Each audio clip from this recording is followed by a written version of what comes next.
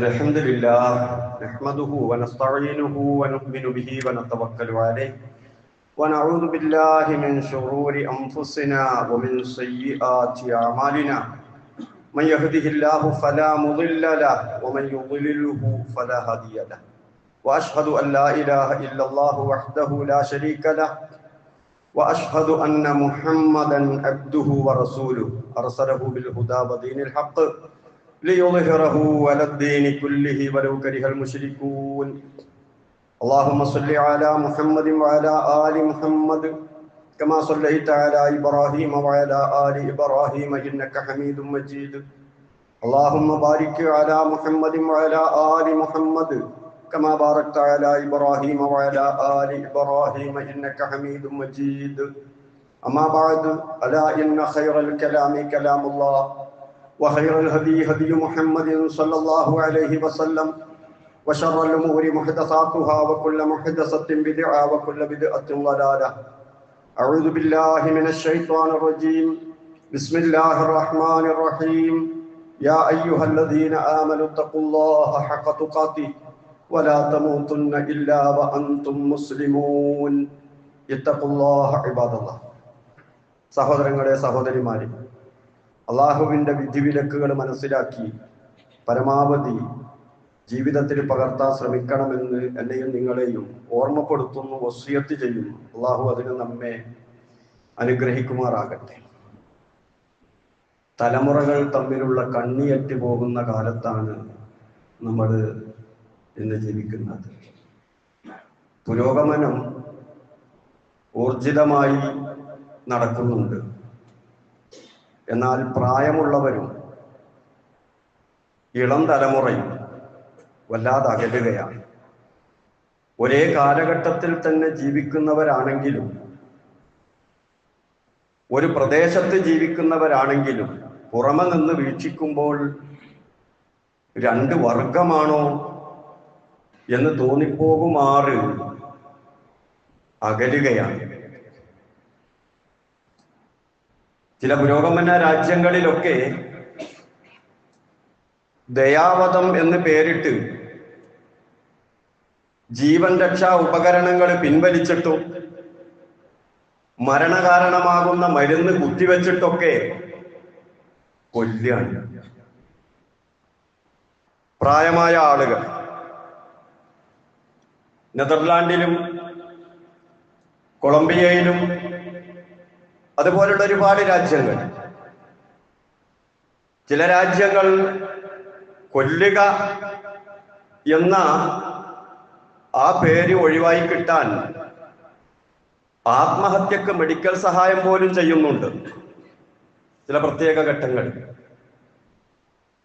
എന്നാൽ മറുപുറം ഒരുപാട് പോസിറ്റീവായ സംഗതികളും പ്രായാധിക്യമുള്ള ആളുകളെ പരിപാലിക്കാനായി ലോകത്ത് നടക്കുന്നുണ്ട്.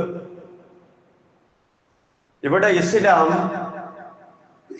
തലമുറകൾ തമ്മിലുള്ള കണ്ണി കൂട്ടിയോജിപ്പിക്കാൻ വളരെ ശക്തമായ നിർദ്ദേശങ്ങൾ നൽകുന്നു.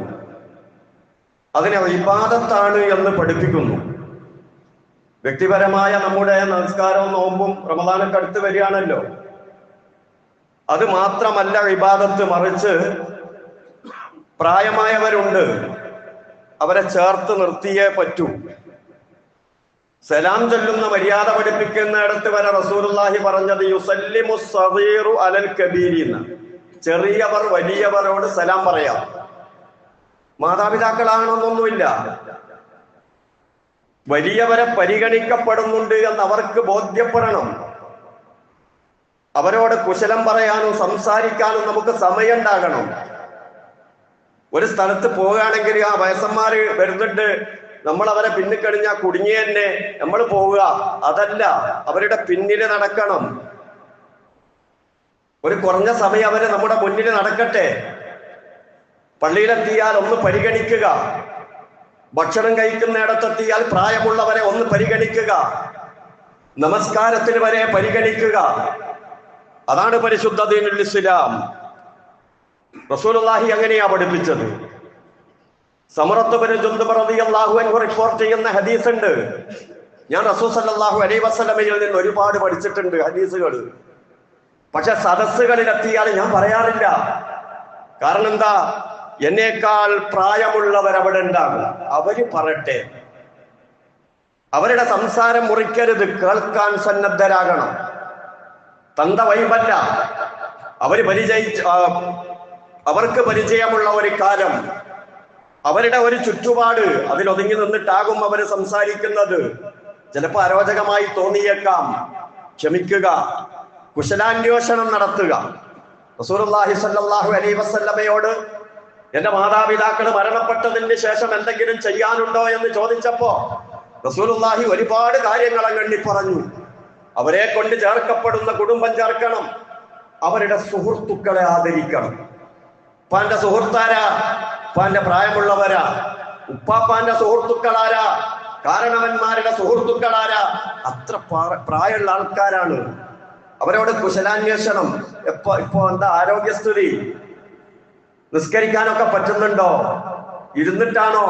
ഒരുപാട് കാര്യങ്ങളില്ലേ അവരോട് ചോദിക്കാൻ. ഇതൊക്കെ ചോദിച്ച് തലമുറകൾ പരസ്പരം കൈകോർക്കണമെന്ന് പഠിപ്പിച്ചു പ്രവാചകൻ സല്ലല്ലാഹു അലൈഹി വസല്ലം. അബൂ ഹുറൈറ റളിയല്ലാഹു അൻഹു എവിടെങ്കിലും പോകുമ്പോ ഉമ്മനോട് അസ്സലാമു അലൈക്കും വറഹ്മത്തുള്ളാഹി വബറകാത്തു സലാം പറയും. ഉമ്മ സലാം മടക്കും. എന്നിട്ട് പറയും റഹിമക്കില്ല കമാ റഹിംതനി സഗീറ, ചെറുപ്പത്തിൽ എന്നോട് കരുണ കാട്ടിയതുപോലെ അള്ളാഹ് നിങ്ങളോട് കരുണ കാണിക്കട്ടെ ഉമ്മനോട് പറയാ. അപ്പൊ ഉമ്മ തിരിച്ചു പറയും റഹിമക്കല്ലാ കമാ ബരിർതനി കബീറ, നീ വലുതായപ്പോഴും എന്നെ അവഗണിച്ചില്ലല്ലോ, ഗുണം ചെയ്യാണല്ലോ, നിനക്കും അള്ള കരുണ ചെയ്യട്ടെ.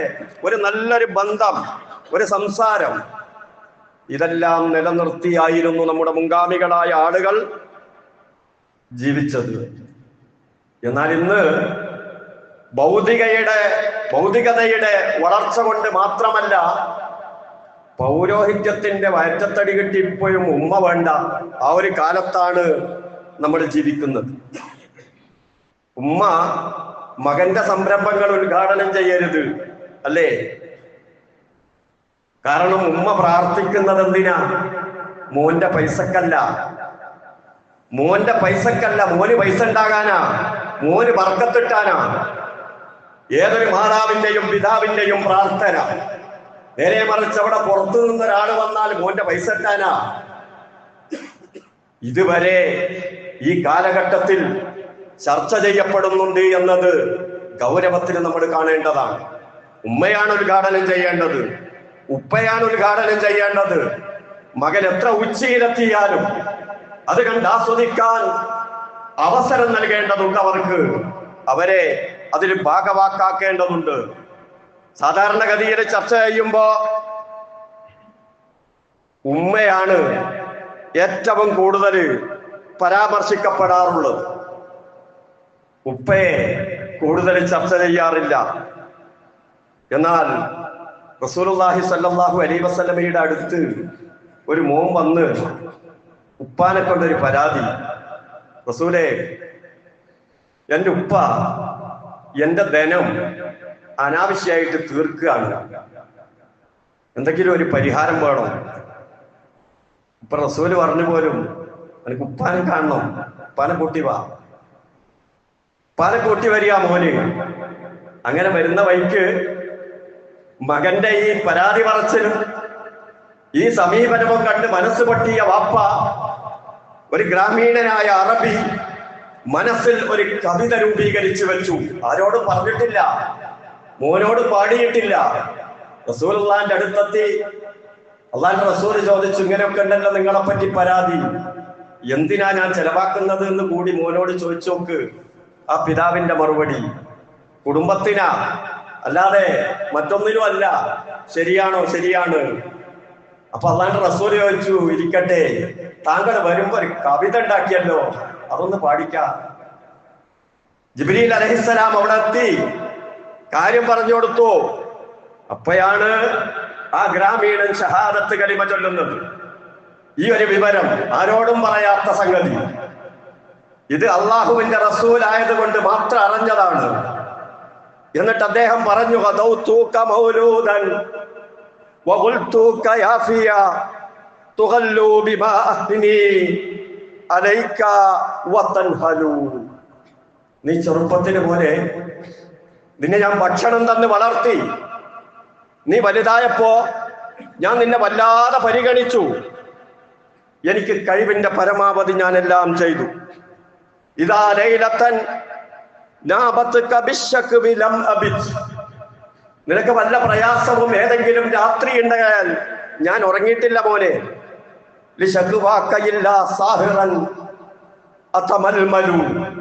ഞാൻ നിന്റെ ആ പ്രയാസമോർത്ത് അത് തീർക്കാൻ വേണ്ടി പരിശ്രമിക്കുന്ന ഇതിനിടയിൽ ഒരുപാട് ഉറക്കം നഷ്ടപ്പെട്ടു പോയിട്ടുണ്ട്.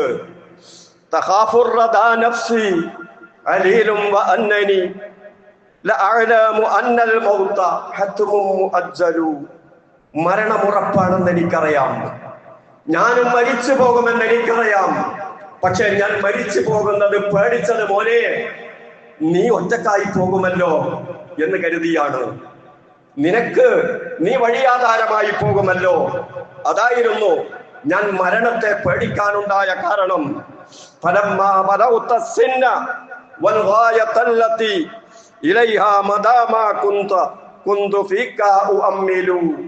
നീ അങ്ങനെ വളർന്നു വലുതായി ഒരു വലിയ ആളായി അത്യാവശ്യം സമ്പത്തൊക്കെ ആയി ഞാൻ പ്രതീക്ഷിക്കുന്ന ഒരവസ്ഥയിലേക്ക് നീ അങ്ങ് വളർന്നപ്പോ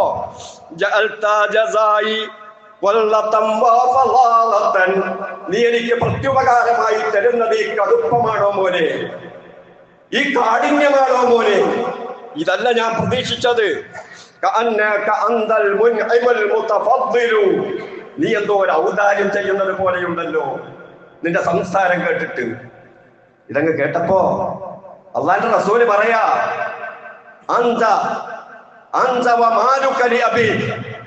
നീയും നിന്റെ ധനവും നിന്റെ വാപ്പാൻ്റെതാ, മുഴുവനും വാപ്പാൻ്റെതാ, വാപ്പ ഇഷ്ടം പോലെ ചെയ്തോട്ടെ. ഇതായിരുന്നു റസൂലുള്ളാഹി സ്വല്ലല്ലാഹു അലൈഹി വസല്ലമയുടെ മറുപടി.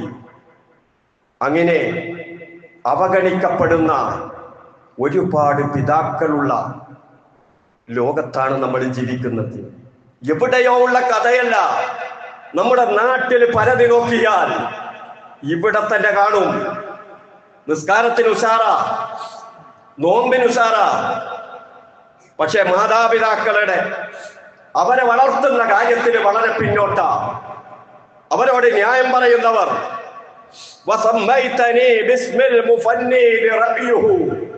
ആ പിതാവെന്ന് അതുകൂടി പറഞ്ഞു. എനിക്ക് അത്തുമ്പത്വാണെന്ന് എന്റെ ചിന്ത ശരിയല്ലെന്ന് മോനെ നീ അങ്ങ് പറഞ്ഞു പോയില്ലേ. നീ ഒരല്പം ചിന്തിച്ചിരുന്നുവെങ്കിൽ നിന്റെ ആ വർത്തമാനത്തിലാണ് അത്തുമ്പത്വം, എനിക്കല്ല. അതുകൊണ്ട് ഈ കാര്യങ്ങൾ മനസ്സിലാക്കണമെന്ന് പറഞ്ഞ ആ പിതാവിനെ റസൂലുള്ളാഹി സ്വല്ലല്ലാഹു അലൈഹി വസല്ലമ ആശ്വസിപ്പിച്ച് തിരിച്ചയച്ചത് നമുക്ക് കാണാൻ കഴിയും. ഇതുപോലെ എത്രയോ ആളുകൾ പ്രയാസപ്പെടുന്നു. അല്ലാഹുവിന്റെ റസൂല് പറഞ്ഞു, ഒരു ഉപ്പാക്ക് പ്രത്യുപകാരം ചെയ്യാൻ മകൻ എന്ത് ചെയ്യാൻ കഴിയും? റസൂല് പറയാണ്, ലാ യജ്സി വലദുൻ വാലിദിഹി, ഒരു പിതാവിന് പ്രത്യുപകാരം ചെയ്യുന്നവനായി മകൻ മാറുകയില്ല. തത്തുല്യമായ പ്രത്യുപകാരം ഇല്ല. അൻ തജിദഹു മംലൂകൻ ഫതസ്തരീഹി ഫതാതിഖഹു, ഉപ്പ ആരുടെയോ അടിമയായി പോയി എന്നിട്ട് പൈസയും കൊടുത്ത് വാങ്ങിയിട്ട് ഉപ്പാനെ മോചിപ്പിക്കുക. അതിന് പറ്റുമോ നിങ്ങൾക്ക്? എന്നാൽ ഒരു പകരം ചെയ്തു എന്ന് പറയാം, അല്ലാത്തൊന്നും പകരല്ല. ഒരു നടക്കാത്ത സംഗതിയാ. റസൂൽ സല്ലല്ലാഹു അലൈഹി വസല്ലമ പറഞ്ഞ ആരുടെ ഉപ്പയാണ് അടിമയായി പിടിക്കപ്പെടുന്നത്? ഇല്ല.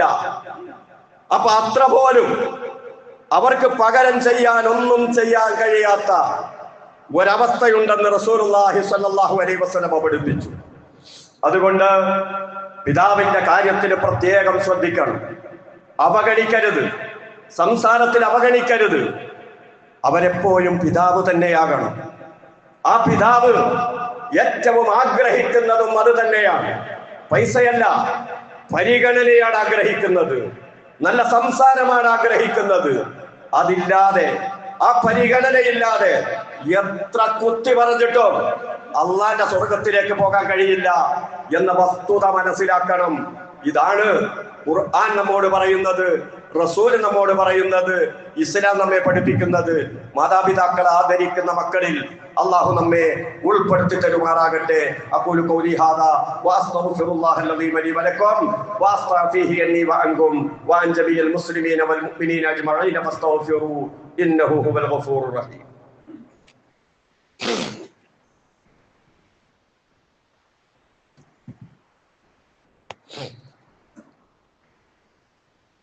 അൽഹംദുലില്ലാഹ് വസ്സലാത്തു വസ്സലാമു അലാ റസൂലില്ലാഹ് വഅലാ ആലിഹിൽ ഫായിസീന ബിറിളല്ലാഹ് ഊസികും ഇബാദല്ലാഹി വഇയ്യായ ബിത്തഖ്വല്ലാഹ്.